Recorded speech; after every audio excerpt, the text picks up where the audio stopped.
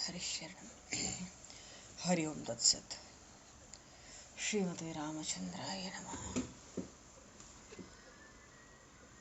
नमः परमहंसाय स्वादितचरणकमलचिन्मकरन्दाय भक्तजनमानसनिवासाय श्रीरामचन्द्राय नमः।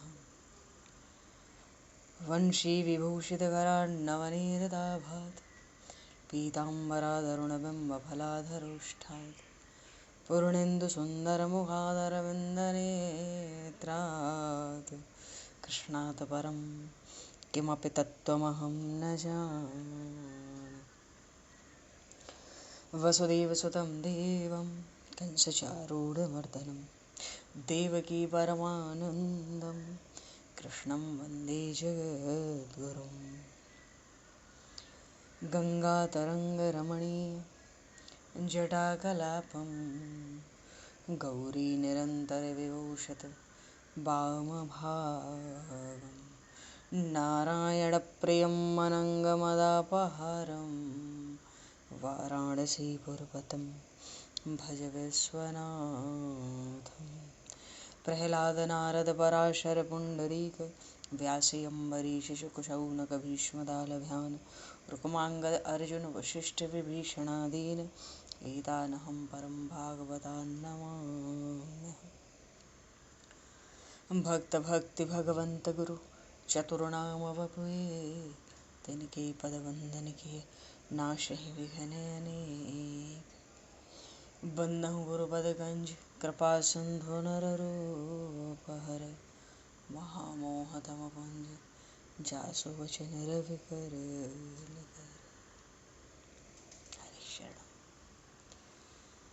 गोविंद जय जय गोपाल जय जय गोविंद जय जय गोपाल जय जय राधारमण हरि गोविंद जय जय राधारमण हरि गोविंद जय जय।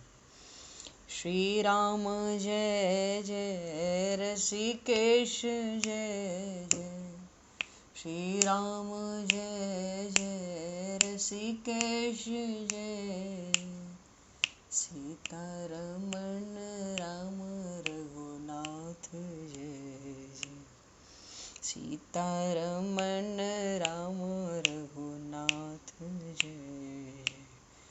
गोविंद जय जय गोपाल जय जय राधारमण हरि गोविंद जय जय। श्री राम जय जय ऋषिकेश जय जय सीतारमण राम रघुनाथ जय जय राधारमण हरि गोविंद जय जय सीतारमण राम रघुनाथ जय जय। बोले श्याम रामचंद्र भगवान की जय। समूह राम दरबार की जय। श्री राधे कृष्णचंद्र भगवान की जय। श्री भागे बहरलाल की जय। श्री वृंदावन प्रेम धाम की जय। श्री पंडरीनाथ भगवान की जय। सब संतन की जय, सब भक्तन की जय, समस्त वैष्णवन की जय, समस्त पूर्वाचार्य चरणन की जय, समस्त संप्रदाचार्यन की जय। श्री सद्गुरुदेव भगवान की जय। गंगा मैया की जय, जमुना मैया की जय, सरजू मैया की जय, गौ माता की जय, तुलसी माता की जय, पृथ्वी माता की जय, काशी महारानी की जय। जय जय श्री सीताराम, जय जय श्री राधे श्याम। नमः पार्वती पतये हर हर महादेव। अनंत कोटि ब्रह्मांड नायक सर्वेश्वर पूर्ण परात्पर ब्रह्म असंख्य कल्याण गुणगण निलय भक्त वांछा कल्पतरु शरणागत वत्सल भक्त वत्सल दीनबंधु दया सिंधु यदुवंश में अवतंस लीला पुरुषोत्तम योगेश्वर भगवान श्री कृष्ण की महती कृपा करुणा से एवं महापुरुषों की भावमयी सन्निधि में, साथ ही आप सभी श्रद्धालु भक्त वैष्णवों की मंगल सन्निधि में, मानव जीवन का सर्वोत्कृष्ट फल भागवत गुणगान, भगवत गुण चिंतन का आनंद हम सभी आज से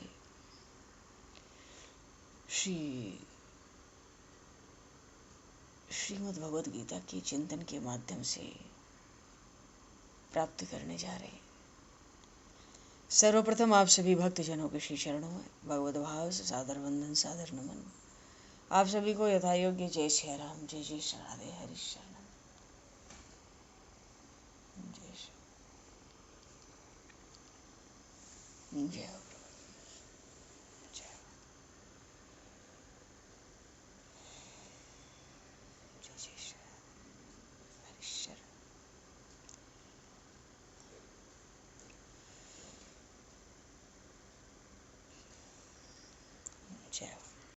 श्री कृष्ण गोविंद हरे मुरारे, हे नाथ नारायण वासुदेव, जिह्वे पिब स्वामृतमित देव, गोविंद दामोदर माधवेति। श्री रामचंद्र चरणौ मनसा स्मरामि, श्री रामचंद्र चरणौ वत्सा गृह्णामि, श्री रामचंद्र चरणौ सरसा नमामि, श्री रामचंद्र चरणौ शरणं प्रपद्ये।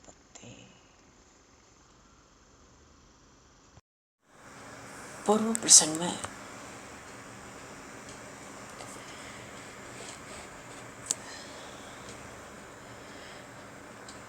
देखो जी, पहली बात तो यह है कि कल देवशयनी एकादशी है, हरिशयनी एकादशी, और कल से चौमासे का व्रत, जो लोग कोई कुछ भी नियम लेना चाहते हो चौमासे में, तो अभी कल की एकादशी से लेके कार्तिक की एकादशी तक वो नियम कल से उठा लिए जाते हैं। 4 महीने का चातुर्मास्य व्रत भगवान एक रूप से महाराजा बलि के द्वार पर पहरा देते हैं और एक रूप से क्षीर सागर में प्रभु शयन करते हैं 4 महीने के लिए। इसलिए इन 4 महीनों में जीव को धर्म का आचरण करना चाहिए, ऐसी भगवान आज्ञा देते हैं। भगवान तो शेषनाग की शैया पर शयन करते हैं जब तक कार्तिक शुक्ल एकादशी प्रबोधिनी देवोत्थान एकादशी ना आ जाए। तो मनुष्य को भलीभांति धर्म का आचरण करना चाहिए, और जो इस व्रत का अनुष्ठान करता है, प्रभु कहते हैं, वो परम गति को प्राप्त होता है। और खूब यत्न करके काशी का व्रत करना चाहिए कल विशेष रूप से। और रात्रि में जागरण में शंख चक्र गदा पद्म धारण किए हुए भगवान की भक्ति पूर्वक पूजा होनी चाहिए। तो बहुत समय से मानस पूजन हुआ नहीं, प्रत्यक्ष पूजन ऐसे हुआ नहीं। कल बड़ा सुंदर अवसर है जागरण में। तो कल जागरण की रात्रि में जो शंख चक्र गदा पद्म धारण करने वाले भगवान की भक्ति पूर्वक पूजा करते, उनके पुण्य की गणना करने में चतुर्मुख ब्रह्मा भी असमर्थ हो जाते हैं। 4 मुख से उस मनुष्य के पुण्य की गणना नहीं कर पाते जो रात्रि को चतुर्भुज भगवान का भक्ति के साथ पूजन करता है देवशयनी एकादशी पर। और कल एक विशेष चीज ये है कि कल के दिन भगवान का पूजन, भगवान तो पुंडरीकाक्ष हैं, कमल नयन, कमल लोचन। कल देवशयनी एकादशी पे भगवान की कमल के पुष्प से पूजा होती है। कल के दिन जो भगवान का कमल के पुष्प से पूजन करेगा और एकादशी का उत्तम व्रत करेगा। भगवान श्री कृष्ण कह रहे हैं उसने तीनों लोकों और तीनों सनातन देवताओं का पूजन समझो कर लिया। एकादशी भोग और मोक्ष सब देने वाली है, सब पाप को हरने वाली है, महान पुण्य प्रदान करने वाली है। चौमासे में जो व्रत चलता है, व्रत तो बहुत तरह के लोग नियम लेते हैं, कोई कुछ मतलब नियम बहुत तरह के, कोई कुछ लेता है, कोई कुछ करता है। पर भगवान ने पद्म पुराण में अपने श्रीमुख से एक नियम की बात कही है। एक तो मनुष्य चौमासे में दीपदान करे, पूरे चतुर्मास में। वैसे शाम को आरती प्रदोष काल में, मतलब सूर्यास्त से 1.25 घंटे तक, ऐसे में नित्य ही भगवान शिव को एक दीपदान होना चाहिए। चातुर्मास लगता है और सुबह ब्रह्म मुहूर्त में नियम है तुलसी माता को दीपदान करने का या ज्योत जलाने का। तो जैसे भी करें, सुबह के समय, शाम को सुबह में भगवान को दीपदान करें, शाम को शंकर भगवान को दीपदान करें। क्या करना है, जल का आसन छोड़ो, जल घुमाओ, दीपक जला। भगवान ने इसका अपनी वाणी से उल्लेख किया कि चातुर्मास में दीपदान और पलाश के पत्ते पर भोजन। वैसे भी घर में कोई साधु संत महात्मा आवे तो नए बर्तनों में खिलाने से भी बढ़िया है पलाश के पत्ते पर खिलाना। पलाश के पत्ते पर जब भोजन कराते हैं तो स्वर्ण पात्र में भोजन कराने का जीव को पुण्य प्राप्त होता है। पुण्य पे दृष्टि ना रहे, पर प्रभु की प्रसन्नता है, भगवान को पलाश का पत्ता बड़ा प्रिय है, तो उसी का उपयोग, तो 4 महीने पलाश के पत्ते का प्रयोग होता है। उस पर भोजन, दीपदान करते हुए भगवान कहते हैं जो चातुर्मास, ये 2 काम करते हुए भी जो चातुर्मास व्यतीत करते हैं वो मेरे प्रिय हैं। अब भगवान सोए रहते हैं, तो भगवान ने भी कहा कि मनुष्य को भी भूमि शयन करना चाहिए, जिसकी जैसी जितनी सामर्थ्य हो। सावन में साग नहीं खाना है, हरी पत्तेदार सब्जियां, उसी में बैगन, मूली, गाजर, ये सब, लहसुन प्याज कुछ नहीं। सावन में साग नहीं, भादों में दही नहीं, कुआर में दूध नहीं और कार्तिक में दाल नहीं। ये ना हो किसी से 4 महीने, तो भगवान कहते हैं फिर चौमासा में ब्रह्मचर्य का जो पालन करता है उसको परम गति की प्राप्ति होती है। तो जो नियम होंगे वो कल से ही आरंभ होंगे। तो कल रात्रि में जागरण में भगवान का पूजन विशेष है, चतुर्भुज भगवान का। और कमल पुष्प से, कमल की जो कली होती है 7 रात तक बासी नहीं होती है, जूठी नहीं मानी जाती है।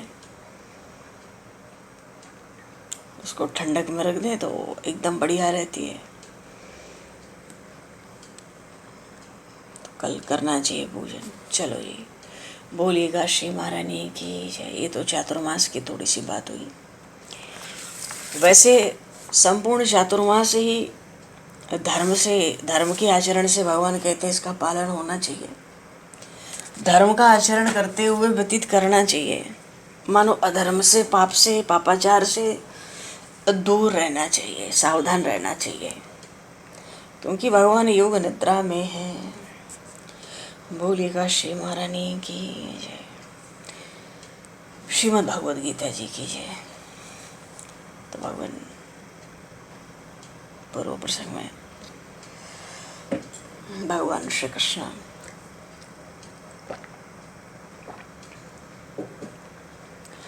श्रीमद् भगवद गीता का 18वां अध्याय मोक्ष संन्यास योग।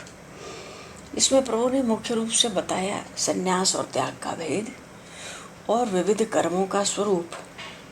विहित कर्म, शास्त्रों के विहित कर्म, नियत कर्म, नैमित्तिक कर्म, काम्य कर्म, प्रायश्चित कर्म, कर्तव्य कर्म, ये भगवान के श्रीमुख से ऐसा प्रवचन बड़ी विलक्षण बात है, क्योंकि जीवन भर तो कर्म करना है। अगर उस कर्म से ही बंधन होता है, जन्म मृत्यु, भवसिंधु की प्राप्ति कर्म से ही होती है, दूसरा कारण नहीं है खोजने पर भी। और कितनी विलक्षण बात है, भगवान ने उस कर्म का स्वरूप विधि पूर्वक बता दिया। और बता ही नहीं दिया, ऐसा बताया कि कहते हैं अर्जुन अगर तुम ऐसे कर्म करोगे तो तुम्हें मेरी प्राप्ति होगी। मानो मेरी प्राप्ति के लिए अलग से कोई साधन की आवश्यकता नहीं। जो दिन रात कर्म कर रहे हो उसको करने का सही तरीका कह देता हूँ, तुम उसका पालन करो, उसको करते ही करते बस मेरी प्राप्ति हो जाएगी, तुम मेरे स्वरूप में मिल जाओगे। तो ये कितनी विलक्षण बात हो गई, कितनी भारी बात हो गई। केवल कर्म करते, कर्म के बिना मनुष्य रह ही नहीं सकता। रजोगुण से ही तो मनुष्य योनि की उत्पत्ति होती है। स्वभाव से ही हम कर्म की तरफ प्रवृत्ति में दौड़ते हैं, ये सहज स्वभाव है हमारा।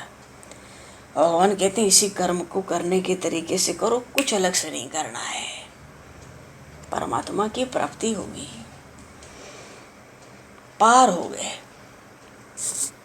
तो भगवान ने सुनाए थे, 4 वर्णों के भी कर्म सुना दिए कि भाई तुम्हें कोई शंका है तो सुना देते हैं, तुम उसका पालन करो। ब्राह्मण के, क्षत्रिय के, वैश्य के, शूद्र के सब कर्म भगवान ने सुना दिए। और अपने अपने स्वाभाविक कर्मों को कर करके परमात्मा की प्राप्ति, ऐसा भगवान ने सुनाया। भगवान तो कह रहे हैं स्वे स्वे कर्मण्यभिरतः संसिद्धिं लभते नरः स्वकर्म नरतः सिद्धिं यथा विन्दति तत्क्षणो। अपने अपने स्वाभाविक कर्म में जो लगा हुआ है। अब जैसे ब्राह्मण के कर्म भगवान ने सुनाए, मन का निग्रह, इंद्रियों को वश में रखना, धर्म पालन के लिए कष्ट सहना, बाहर भीतर से शुद्ध रहना, दूसरों के अपराध को क्षमा करना, शरीर मन में सब में सरलता रखना भीतर बाहर से, यज्ञ की विधियों को अनुभव में लाना, शास्त्रों का ज्ञान संपादित करना, परमात्मा में, वेद शास्त्र पुराणों में आसक्ति रखना, एक ब्राह्मण के स्वाभाविक कर्म है। स्वाभाविक कर्म का अर्थ होता है जो ब्राह्मण है उसकी सहज इसमें वृत्ति, इसमें रुचि होनी चाहिए, उसकी वृत्ति उधर होनी चाहिए। शूद्रों के लिए कहा सबकी सेवा करें, वैश्यों के लिए कहा व्यवसाय करें, गऊ की रक्षा करें, शुद्ध व्यापार न्याय से करें। क्षत्रियों को कहते हैं धैर्य हो, प्रजा संचालन की कुशलता हो, शूरवीर हो, शासन का भाव हो, दान दे। तो पूछे कर्म भगवान, अर्जुन जी ने पूछा ये सब करने से होगा क्या? तभी भगवान ने कहा अपने अपने स्वाभाविक कर्मों में निष्काम भाव से, तत्परता से लग जाओ तो मनुष्य परमात्मा को प्राप्त कर लेता है। और भगवान कहते हैं वो कैसे मुझे प्राप्त करता है, तुम ये भी सुन लो। यतः प्रवृत्तिर्भूतानां येन सर्वमिदं ततं स्वकर्मणा तमभश्चर्य सिद्धिं वदन्ति मानवः। भाई जिस परमात्मा से सारा संसार पैदा हुआ, जिस परमात्मा ने सारे संसार को व्याप्त किया हुआ है, व्याप्त माने ठसाठस भरा हुआ है पूरे संसार में, वो अब पत्थर के अंदर कोई सुई घुसा सकता है? ऐसे ही संपूर्ण विश्व ब्रह्मांड में इतनी जगह नहीं है कि कुछ भी एक अणु भी ऐसा मिले जहाँ परमात्मा ना हो। तो ऐसे परमात्मा का अपने कर्मों के द्वारा पूजन करके मनुष्य सिद्धि को प्राप्त हो जाता है। सिद्धि का अर्थ ही है परमात्मा को प्राप्त हो जाता है।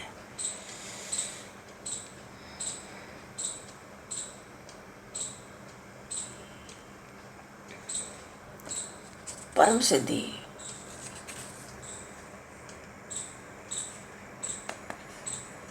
परमेश्वर का सब कुछ समझकर, उन्हीं का चिंतन करते हुए, उन्हीं की आज्ञा के अनुसार मन वाणी शरीर से उन्हीं के लिए स्वाभाविक कर्तव्य कर्म का आचरण।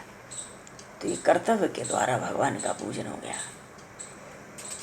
सहजम कर्म कौन्तेय सदोषम अपि न जायते। वैसे भी जो स्वधर्म का पालन करता है वो पाप कभी पाप में होता ही नहीं, उसको पाप लगता ही नहीं। और अपना स्वधर्म किसी को दोष युक्त भी दिखे तब भी उसका त्याग नहीं करना चाहिए। वैसे भी कर्म में कोई न कोई दोष तो रहते हैं, पर फिर भी भगवान कहते हैं अपने कर्मों का पालन करना चाहिए हर स्थिति में। असक्त बुद्धि सर्वत्र जिदात्मा विगत प्रिय।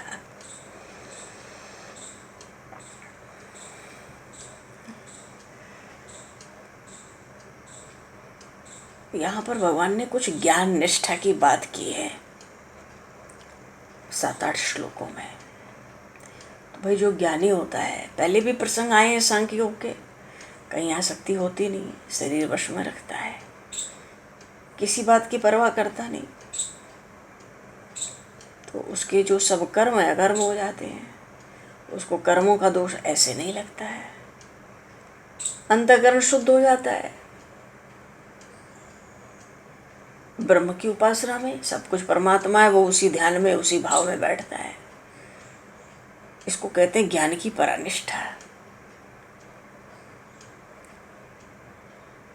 सात्विक बुद्धि रहती है तो वैराग्य का आश्रय, एकांत का स्वभाव, नियमित भोजन, धैर्य रखना, इंद्रियों का नियमन, शरीर वाणी मन वश में, जो विषय है उनको त्याग कर, राग द्वेष छोड़कर परमात्मा के ध्यान में वो लगता है।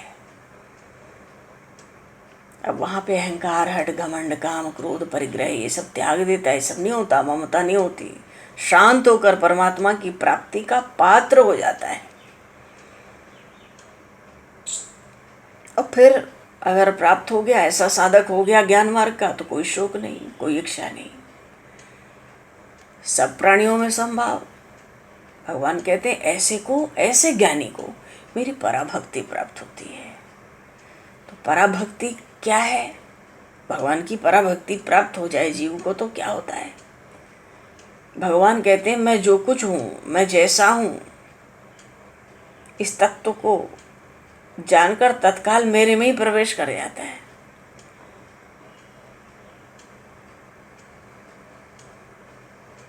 अर्जुन जी ने पूछा आपकी प्राप्ति का और भी कोई बढ़िया उपाय है?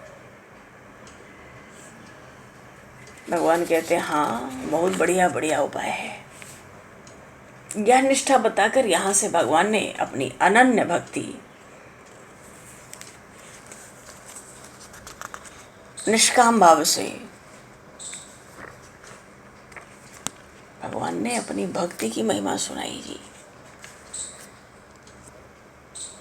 मानो भक्ति के साथ निष्काम कर्मयोग, जीव निष्काम कर्मयोग करे, कर्म न करे, कर्मयोग करे, और वो भी निष्काम करे और भक्ति के साथ करे। इसकी बड़ी भारी बड़ी विलक्षण महिमा भगवान ने गीता जी के अंत में इन 10-11 श्लोकों में बताई। यहाँ भक्ति की महिमा सुनाई और फिर आगे 10 श्लोकों में गीता जी की महिमा सुना के प्रभु ने वाणी को विश्राम दिया है। अर्जुन जी ने पूछा ये जो ज्ञान निष्ठा का मार्ग बता रहे, इसके अलावा भी कोई उपाय है आपकी प्राप्ति का? बढ़िया उपाय? प्रभु ने कहा बहुत बढ़िया उपाय। महाराज कृपा करो, सुनाओ। भगवान कहते हैं सर्व कर्माण्यपि सदा कुवर्णो। अच्छा, यहीं पे भगवान ने कहा मत प्रसाद दवापनोति शाश्वतम पदम अव्ययम। ऐसा बढ़िया उपाय भगवान ने बताया। कहते हैं चेतसा सर्व कर्माणि मयि सन्न्यस्य मत्परः बुद्धियोग मुपाश्रित्य मच्चित्तः सततं भव और मच्चित्तः सर्वदुर्गाणि मत्प्रसादात् तरिष्यसि। क्या बढ़िया बढ़िया भगवान बोल रहे हैं। पर निष्काम, क्योंकि अभी कर्म का ही तो, जीव कर्म के बिना रह नहीं सकता, प्रभु को पता है। इसलिए बड़ी सार भक्ति का उपदेश भगवान ने किया कि कर्म तो जीव छोड़ेगा नहीं मनुष्य, तो इन कर्मों को करते हुए ही उसको मेरी अनन्य भक्ति प्राप्त हो जाए, तब तो उसका काम बने। जो प्रवृत्ति में उनको अलग से जाकर कहीं कोई साधन मेरी प्राप्ति के लिए करने का अवसर कहाँ मिलता है। तो जो कर्म करते हो दिन रात, उसको पहले कर्म योग में बदलो। अब कर्म योग हो जाए तो फिर निष्काम हो, उसमें फल की आशा न हो, कर्मों के प्रति आसक्ति भी न हो। कर्म वही करें जो शास्त्रों में हमारे लिए नियत किए हुए हैं, जो स्वधर्म कहलाते हैं, जो स्वकर्म है। तो ऐसे दिन रात कर्म करते हुए भी भगवान कहते मेरी बढ़िया प्राप्ति कैसे होवे, तो सर्व कर्माण्यपि सदा कुर्वणो। जो अनन्य भाव से मेरा आश्रय ले लेता है, मानो भगवान के तो परायण हो जाए। परायण का अर्थ होता है भगवान के हर विधान में प्रसन्न। तुम्हारे लिए प्रभु ने भेजा है, तुम्हें अच्छा लगे बुरा लगे, निश्चित तुम्हारा कल्याण है इसमें। तो भीतर से तो मेरा आश्रय ले लेता है अनन्य भाव से। अनन्य भाव से का ये भी अर्थ है किसी दूसरी ओर आशा की दृष्टि से किसी और पर विश्वास ये सब नहीं करता। भीतर से मेरा तो आश्रय ले लेता है और सब कर्म करता है, सब कर्म करता है। भगवान कहते हैं सब कर्म करते हुए भी मेरी कृपा से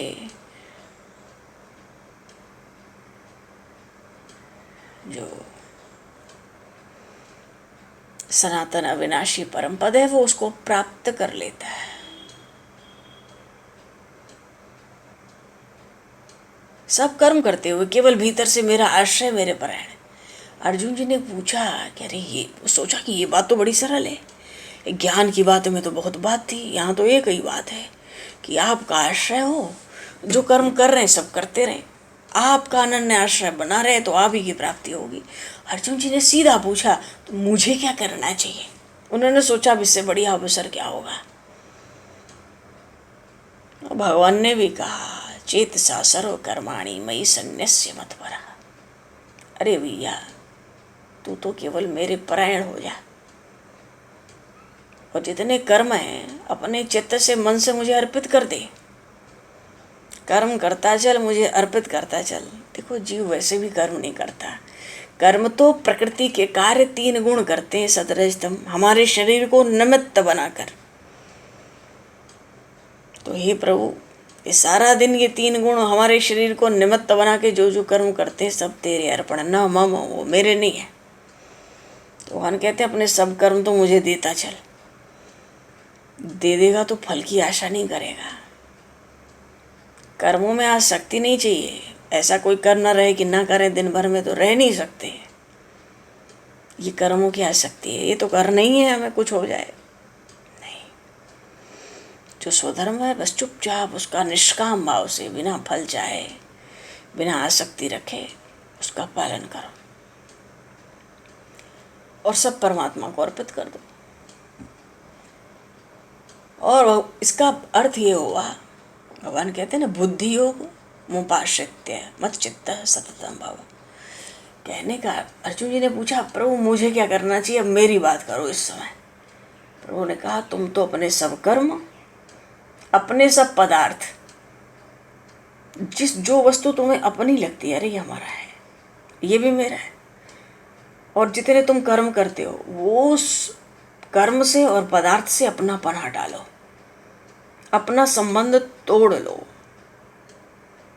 खत्म कर दो। न कर्म तुम करते हो न कोई वस्तु तुम्हारी है।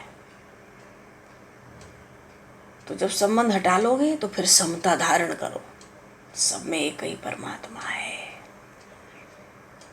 तो जब सब में एक ही परमात्मा की समता आएगी भीतर तो निरंतर मुझ में मन लगने लगेगा, सब कुछ मैं ही हूँ। फिर कुछ काल में वो मन मुझे छोड़ के कहीं जाता नहीं। अर्जुन जी ने कहा अगर आप में ही मन लगाना है तो आप में मन लगाने से क्या होगा ये बताओ, उससे क्या होता है आप में मन लगाने से। भगवान कहते हैं मत चित्तः सर्व दुर्गाणि मत प्रसादात् चरिष्यति। अरे अगर तू मुझ में मन वाला होगा तो तू मेरी कृपा से सब बाधाओं से संकटों से तर जाएगा। और अगर तू अहंकार के कारण मेरी बात नहीं मानेगा ना तो तेरा पतन होगा। अब ये वाणी जो है भगवान की शैली ये बता रही है कि अब भगवान अपने उपदेश को विश्राम पर ला रहे हैं। फटकार लगाई है, तू बात नहीं मानेगा। क्यों ये बात भगवान ने फटकार लगा के क्यों कही? अर्जुन ने अपने लिए पूछा था, मुझे क्या करना चाहिए? भगवान ने कहा मन लगा, समर्पित कर, अपनापन हर जगह से हटा ले, मानो आसक्ति हटा लो, मैं मेरा निकाल लो। अर्जुन ने कहा आप में मन लगाए तो क्या होगा? भगवान कह रहे मन लगाएगा तो पार लग जाएगा मेरी कृपा से, और नहीं मानेगा बात अगर तू अभी तो तेरा पतन होगा। भाव यह है कि यदि तू मेरे में निरंतर मन वाला हो जाएगा तो मेरी कृपा से जन्म मृत्यु ये सब जो संकट है ना अनायास तू तर जाएगा।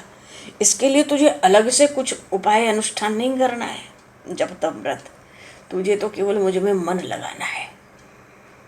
मन पूरी तरह से जब भी ठीक से लगे, या तो दृढ़ अपनापन हो जाए कि भगवान मेरे हैं या सब कुछ परमात्मा, ये कहाँ ले जाओगे मन? कोई जगह नहीं बचेगी अणु के बराबर जहाँ वो नहीं है। और अगर तुम एक काम नहीं करोगे अपने अहम के कारण, मैं मेरा के कारण, अगर तुम मेरी बात नहीं मानोगे, नहीं सुनोगे तो तुम नष्ट हो जाओगे। नष्ट होने का अर्थ है तुम परमार्थ से भ्रष्ट हो जाओगे। उसी भवसिंधु में गोता खाओ, इधर मरो उधर जन्मो, इधर मरो उधर जन्मो, जातस्य ही ध्रुव मृत्यु ध्रुवम जन्म मृतस्य च।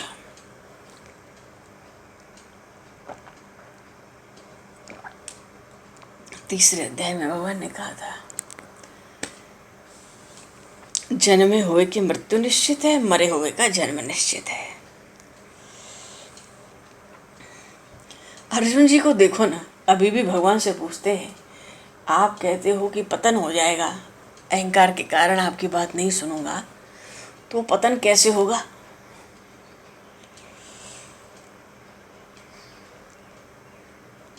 यदंकार माश्रित्य नो योत्सव इति मन्य से, अगर आपकी बात न मानूं, अहंकार रखूं, पतन हो जाएगा, वो पतन कैसे होगा?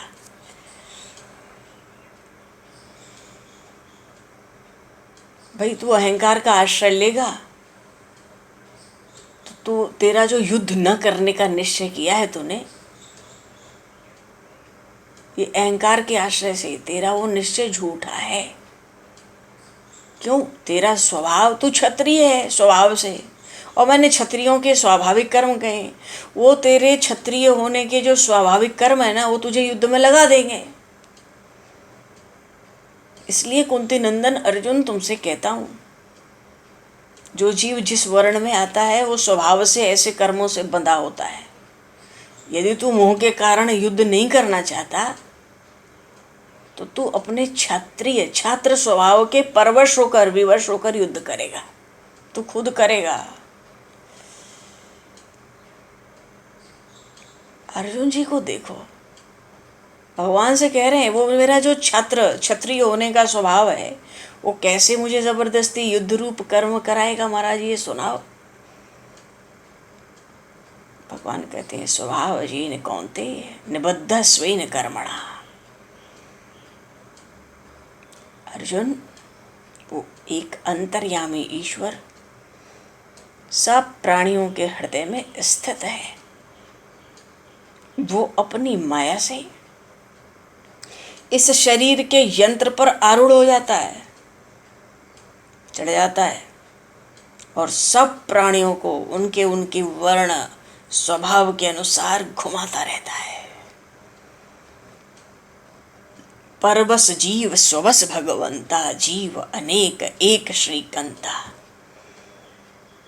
माया बस्य जीव अभिमानी, ईश बस्य माया गुण खानी। उत्तरकांड में कहा घुसुंडे जी सिद्धांत सुनाते हैं, जीव तो हमेशा से ही परबस है, ज्ञान स्वरूप हरेर अधीनम, ये तो हमेशा परमात्मा के अधीन है। ये स्वतंत्र तो कभी न था, न है, न हो सकता है। तो बंधन किसका है? जीव को, कर्म का।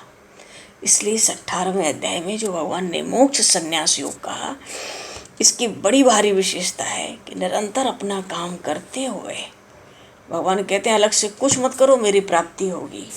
पर वो कर्म क्या और कैसे करने, ये बात भगवान ने यहाँ बताई है।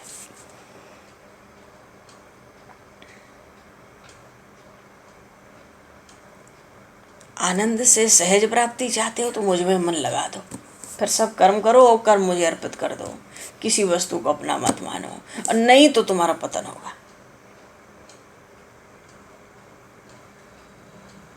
अर्जुन जी को विश्वास नहीं हुआ क्या? कहते भगवान वो कैसे जबरदस्ती कर्म कराएगा युद्ध का। भगवान कहते सबके भीतर तो मैं बैठा हूँ, माया से प्रेरित करके सबको घुमाता रहता हूँ।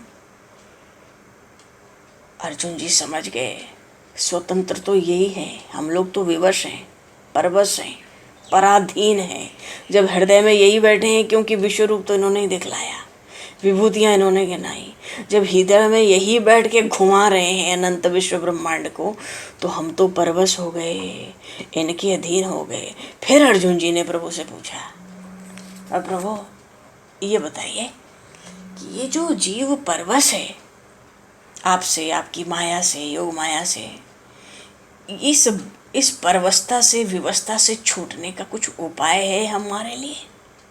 मानो ये जीव मात्र के लिए वो प्रश्न कर रहे हैं कि जीव जो परवश है, माया के अधीन है, आपसे अधीन है, क्या उपाय है छूटने का? अगर हम भी स्वतंत्र होना चाहें तो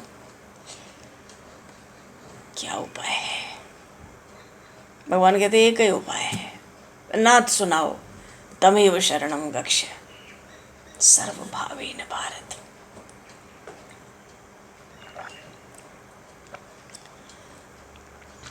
फिर क्या होगा? तत्प्रसादात् परम शांतिम स्थानम प्राप्यसि शाश्वतम।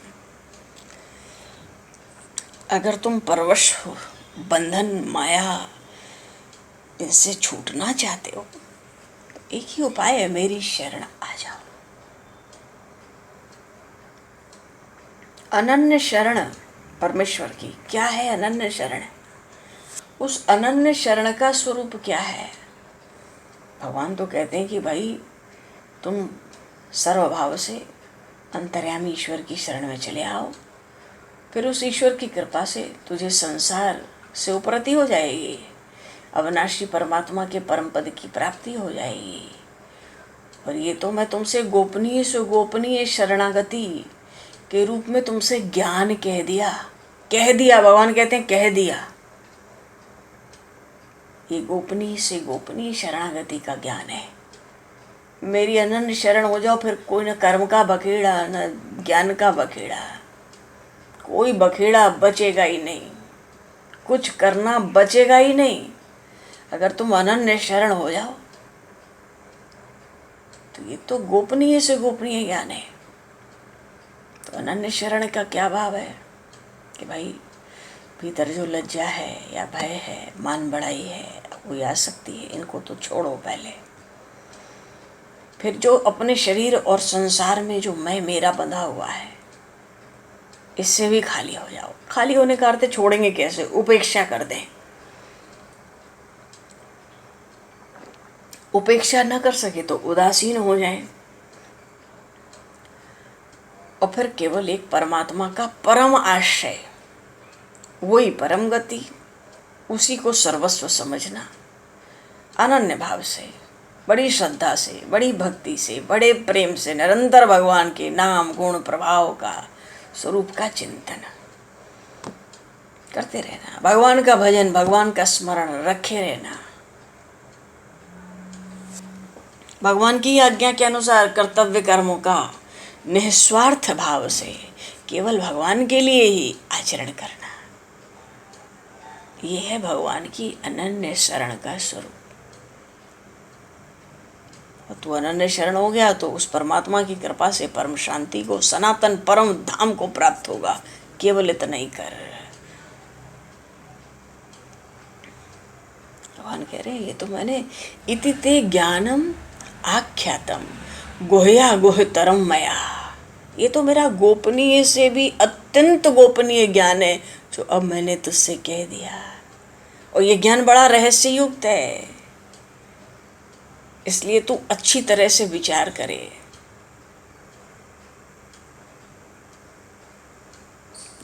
जैसा चाहता है भाई वैसा ही कर, लेकिन अच्छी तरह से विचार कर। भगवान ने कह दिया युद्ध करना तेरी भाई विवशता है, तू रह ही नहीं सकता। संसार को चलाने वाला मैं, तू कौन होता है कि युद्ध नहीं करूँगा। अर्जुन जी को सब समझ आती है। और इस व्यवस्था से, परवशता से, पराधीनता से निकलना है तो भी इन्हीं की शरण है। वहाँ भी इन्हीं का नाम गुणगान प्रवाह और इन्हीं की आज्ञा में रह के स्वधर्म का पालन है। और नहीं तो फिर ढो ज्ञान का बोझ, कर्म का बोझ ढो, सर्वभूतमं भूया। ये शरणागति क्या है? अगर हम लोग विचार करें,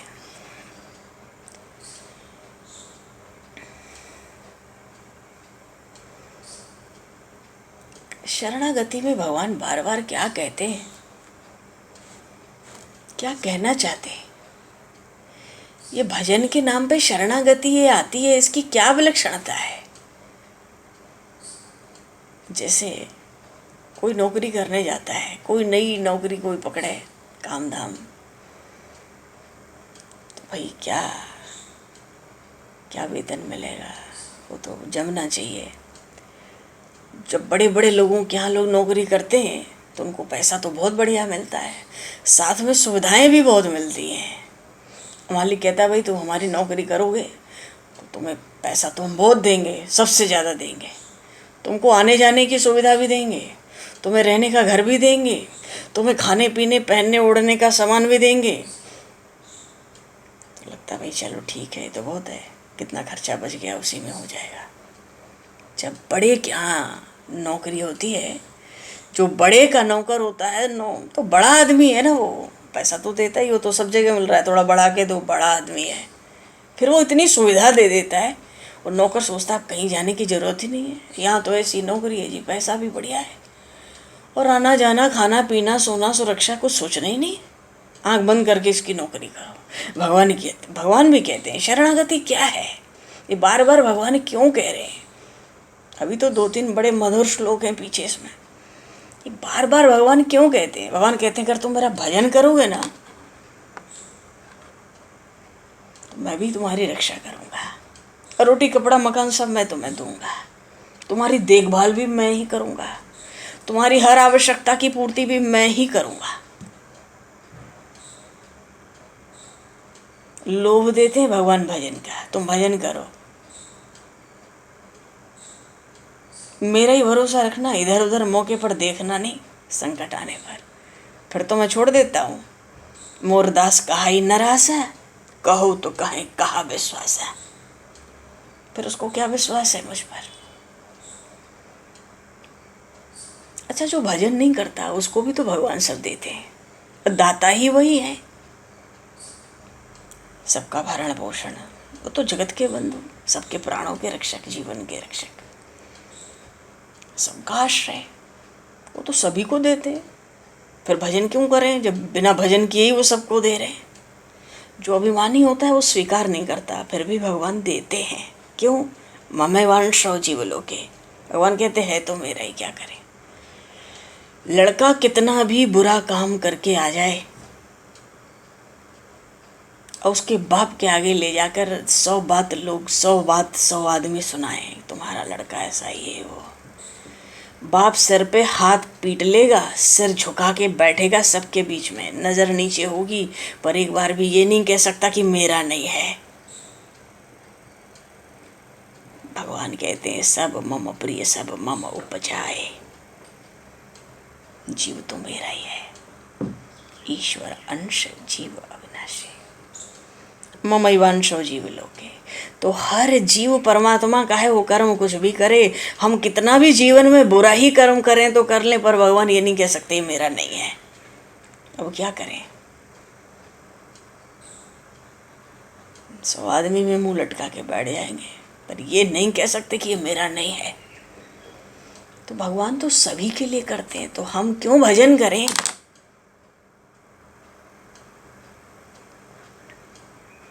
अब एक पिता के 10 बालक हों, 8 बालक मनमान्य आचरण करें, बाप तो सबको करता है, 10 को ही करेगा, पर दो बालक अगर आज्ञा में रहे, भक्ति में रहे, भक्ति का अर्थ ही क्या है? आज्ञा पालन। यही सेवा है, यही प्रसन्नता है परमात्मा की, आज्ञा पालन। तो पूरी गीता जी बहुत संक्षेप में हम लोगों ने कही सुने। दो ही बात भगवान कहते हैं बार बार, सब मैं ही हूँ, ठसाठस भरा हूँ, और भैया शरण में आ जा। तो जो एक दो बालक 10 में से पिता का आज्ञा पालन करें, पिता की बात में रहें, सेवा करें, दिन रात वहीं आगे पीछे नाचते रहें, और 8 भले दुराचारी हों, तो बाप तो सभी को करता है। पर वो जो आज्ञा में रहते हैं, सेवा में रहते हैं, रुख देख के ही समझ जाते हैं, काम पे लग जाते हैं, वो सहज ही प्यारे होते हैं। तो भगवान कहते करता तो सबको हूँ, पर जो भजन नहीं करते ना, जो प्रेम भाव भक्ति नहीं रखते, तो उनको कर्म के कोलू में डाल के पेरता हूँ जन्म जन्मांतर है।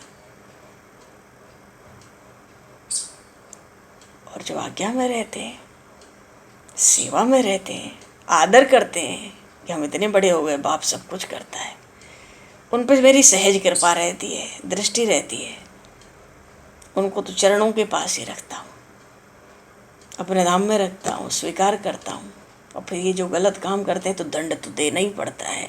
इस दंड के स्वरूप में ये भव सिंधु में गिरते हैं। करता तो सबको मैं ही हूँ। कोई स्वतंत्रता का दुरुपयोग करता है, कोई अभिमानी हो जाता है, तो जो जैसा होता है उसको वैसा दंड। और कोई चरणों में ही पड़ा रहे दिन रात, तो उसकी हर तरह से देखभाल करनी रहती है कि भाई वो अपनी देखभाल भी नहीं करता, तो सब मुझे करना ही रहता है। ये है शरणागति। भगवान भी कहते हैं तुम भजन करो तो साथ में बड़ी सुविधा मिलेगी, तुम्हारी रक्षा करूँगा, तुम्हारा अन्न जल वस्त्र सब देखूँगा, तुम्हारी देखभाल करूँगा। सोओगे सब चले जाएंगे अपनी अपनी जगह सोने, बगल में मैं ही रहूँगा, बैठा रहूँ चाहे लेटा रहूँ।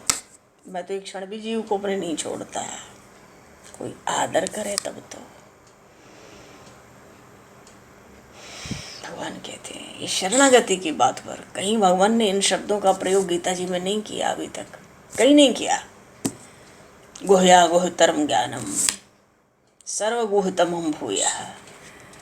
अब तो फटकार लगा के बिल्कुल तमेव शरणम गच्छ। भगवान बिल्कुल अपनी अनन्य शरणागति के लिए भगवान आगे कहेंगे मन मना भव सब बचा है, सर्वधर्मान परित्यज्य मामेकम, बस शरणागति। क्योंकि इससे सरल सहज जीव के पार होने का दूसरा कोई साधन है नहीं। ये भगवान को खूब अच्छी तरह से पता है। और अर्जुन जी ने जब ये पूछ दिया कि मेरे लिए क्या, ऐसा प्रश्न भी उन्होंने कहीं नहीं किया था। आरंभ में कहा था कि मैं शिष्य हूँ, आप गुरु हो, मेरा जो कल्याण हो वो बात कहो। मैं तो देख के युद्ध का स्थल मोह को प्राप्त हो गया हूँ, मेरी तो शक्ति नहीं है खड़े होने की, गांडीव क्या उठाऊंगा।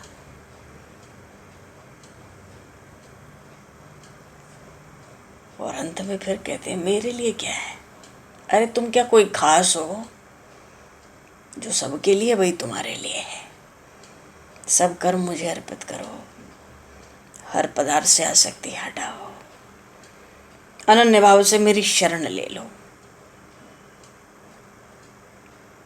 सब करता धरता वही है, सारी सृष्टि के वही मालिक हैं। वो क्या नहीं कर सकते, वो ही सब करते हैं। पर जीव वे भाव रखे कि हर समय हमारा कल्याण ही हो रहा है, क्योंकि परमात्मा भला ही करता है। वो एक बार को बुरा लगे भला लगे जो लगे, पर भगवान तो जीव का कल्याण ही करते हैं, कल्याण के मार्ग पर ही ले जाते हैं। पर जीव अपनी स्वतंत्रता का दुरुपयोग करता है तो अपने लिए भवसिंधु के फांस का फंदा खुद गले में डालता है। बोलिए श्री भक्तवत्सल भगवान की जय। भक्त राज अर्जुन जी महाराज की जय। श्रीमद् भगवद गीता जी की जय। देखो जी कल एकादशी भी बता दी और चातुर्मास व्रत भी बता दिया। थोड़ा सा सावधान रहेंगे, जिनको रहना है जिनको रहना है, और नहीं कुछ करना है तो भी धर्म का आचरण तो 4 महीने सभी के लिए है। सब संतन की जय, सब भक्तन की जय, सदगुरुदेव भगवान की जय। समय को दृष्टिगत करते हुए वाणी को राम वाक्य पुष्पांजलि प्रभु के श्री चरणों में सादर समर्पित। आप सभी को यथा योग्य जय श्री राम, जय जय श्री जय श्री राम, जय जय श्री राम, हरि शरण, जय श्री राम, हरि शरण, जय श्री राम, जय श्री राम, हरि जय श्री राम, जय जय श्री राधे, हरि शरण, जय श्री गुरु महाराज जी। जय। बोलो जी जो कोई बोलना चाहे आप लोग।